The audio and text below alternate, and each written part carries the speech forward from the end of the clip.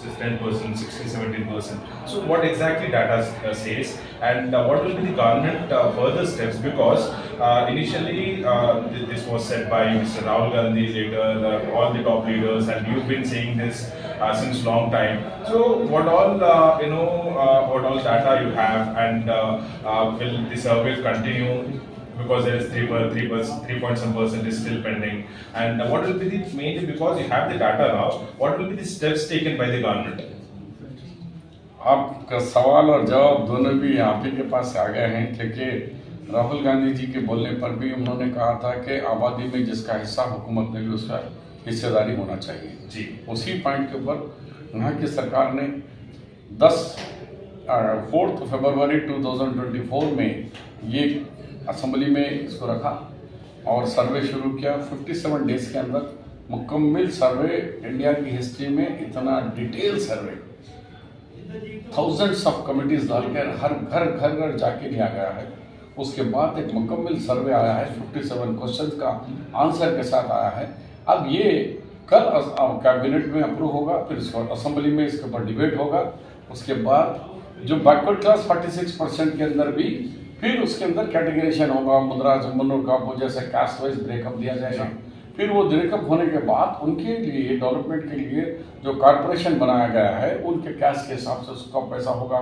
नौजवानों को बेरोजगारी दूर होगी, जो लोकल बॉडी का अंदर जो रिजर्वेशन है उसको बढ़ाया जाएगा, एम्प्लॉयमेंट के अंदर उनको आगे लाने की कोशिश की जाएगी। जो नेग्लेक्टेड कास्ट है, थोड़े छोटे हैं, बिल्कुल नहीं नज़रअंदाज थे, उनको भी फिर लाइमलाइट में लाया जाएगा, उनके उसमें भी रिजर्वेशन दिया जाएगा। तो जो केसीआर ने काम किया था वो उसका कोई बेनिफिट नहीं हो सका, करोड़ों रुपया बर्बाद किया और ऐसा ऑर्डर किया उन्होंने कि माशाल्लाह की तरह सब लोग आ जाना, इधर दुबई से मस्कट से लोग ट्रेनों में, बसों में, प्लेनों में आकर बैठे। लेकिन 10 साल हो गया उनका हाउस होल्ड सर्वे, इंटीग्रेटेड हाउस होल्ड सर्वे बाहर किसी को नहीं मालूम, आज भी नहीं आया। लेकिन कांग्रेस गवर्नमेंट ने जो वादा किया, एक साल कल 4 फरवरी को एग्जैक्ट 1 ईयर हो रहा है जी। 1 साल में हमने अपना वादा पूरा किया, कास्ट वाइज हमने दे दिया। उसके बाद फिर कास्ट में फिर बैकवर्ड क्लास में कौन है उसका भी फिर कल उसको दे दिया जाएगा। तो केसीआर की तरह 10 साल तक उन्होंने सर्वे नहीं दिया, लेकिन इतनी हिम्मत से रेवंत रेड्डी ने काम किया, भारत देश को एक मॉडल, रोल मॉडल बना दिया है। तो देखो अपने स्टेट में तुम भी करके पिछड़े तबका की अगर तुम रियल बात कर रहे हो, मोदी जी कहते हैं कि मैं बीसी हूँ, तो ओरिजिनल बीसी हो, तो नेशनल लेवल में जो सेंसस हो रहा है उस सेंसस में भी आप बैकवर्ड क्लास वालों का एक कॉलम लगाकर उनका भी सेंसस करने के लिए डिमांड करते हुए हम यहाँ की सरकार को बधाई देते हैं। और ये सर्वे खाली सर्वे नहीं रहेगा, उसके ऊपर स्ट्रिक्टली इम्प्लीमेंट होगा और इसका उनको बेनिफिट्स भी वो नौजवानों को मिलेगा। सर आंकड़े क्या है? आंकड़े यही है कि बैकवर्ड क्लास 46.25 है, उसके अंदर 10% जो मुस्लिम्स के अंदर जो बीसी कैटेगरी है बैकवर्ड है वो मिलाकर तो टोटल 56.33 हो गया है। उसी तरीके से मुसलमानों में जो बैकवर्डनेस है वो 10% है, 10.3% है, और जो मुस्लिम्स में ओसी है वो 2 है। तो इस तरीके जनरल इस स्टेट के अंदर अदर कास्ट जो फॉरवर्ड क्लास वाले हैं वो है टोटल मुसलमानों के साथ मिलाकर 15.70 ये इनकी आदाद है। और SC/ST का सर? ST 10.45 है और SC जो है 17.43% SCs हैं।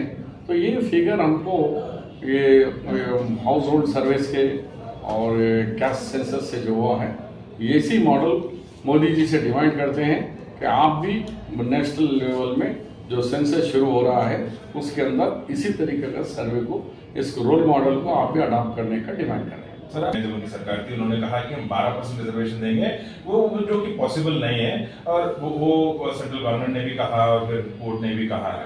तो अभी फिलहाल वो रिजर्वेशन बढ़ाएंगे या फिर क्या करना? नहीं, ये तो सरकार का काम है, क्योंकि सुप्रीम कोर्ट का जो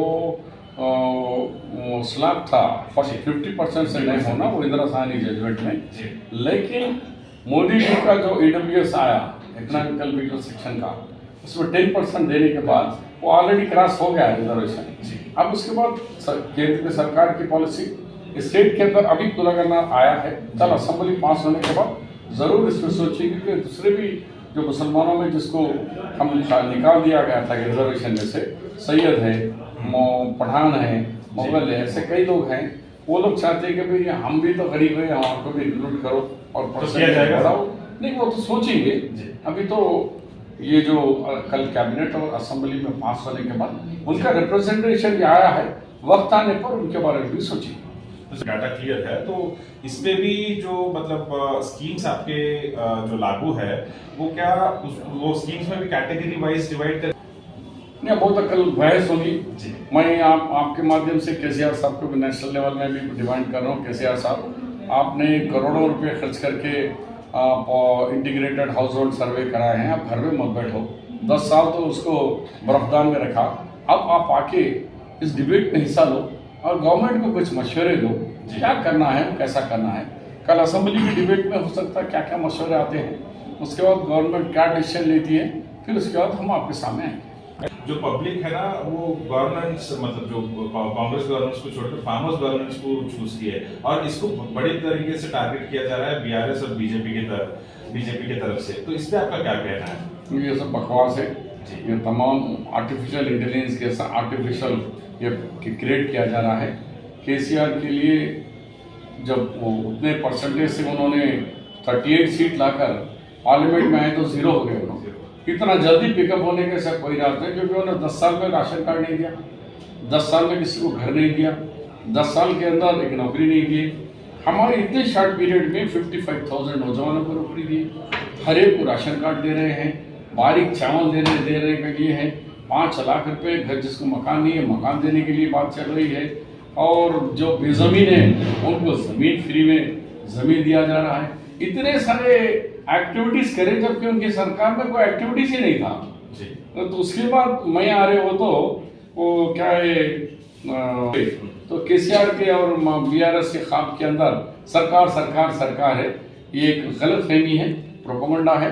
पंचायत इलेक्शन में हम 80% सीट हम जीत रहे हैं लोकल बॉडी में।